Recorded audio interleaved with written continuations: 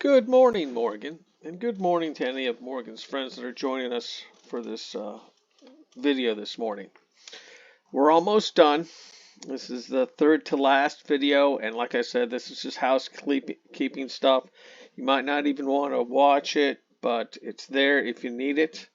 And we're going to learn about porting codes today. All right?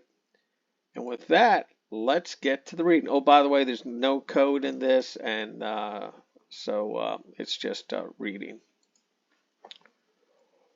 Porting code to BS4. Most code written against Beautiful Soup 3 will work against Beautiful Soup 4 with one simple change. All you should have to do is change the package name from Beautiful Soup to BS4.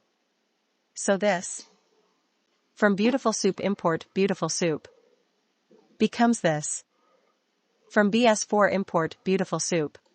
All right, okay. So porting, I guess, means when you're converting from the old version 3 to version 4. All right, I think that's what it is. Let's keep reading and find out if I'm right. If you get the importer no module named Beautiful Soup, your problem is that you're trying to run Beautiful Soup 3 code, but you only have Beautiful Soup 4 installed. If you get the importer no module named BS4, your problem is that you're trying to run Beautiful Soup 4 code, but you only have Beautiful Soup 3 installed.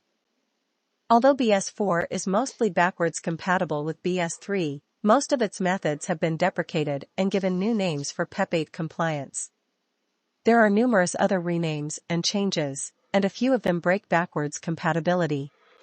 Okay, PEP8. That sounds to me like somebody has come up with some standards, and we should probably find out what those standards are. All right, let's continue reading. Here's what you'll need to know to convert your BS3 code and habits to BS4. You need a parser. Beautiful Soup 3 used Python's SGML parser, a module that was deprecated and removed in Python 3.0.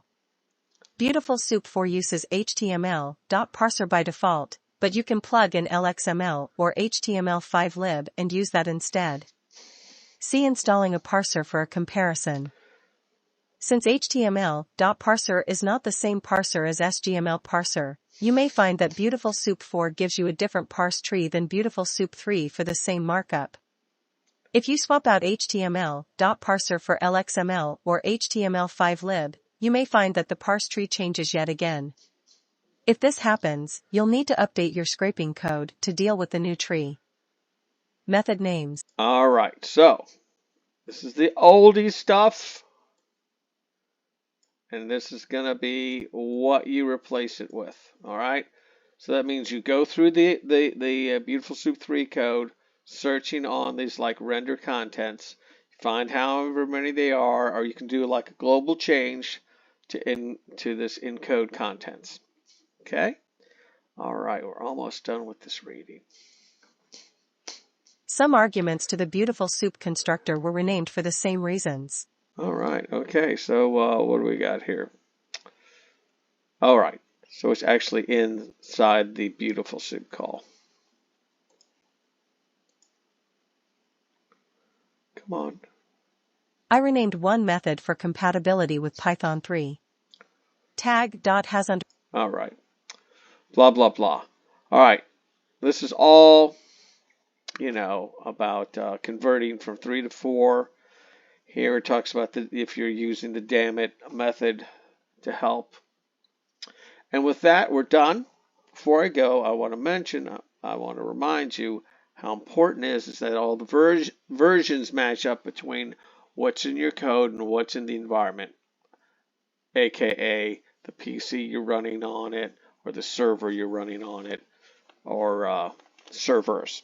And with that, today's video is done, and I hope you all have a nice rest of your day.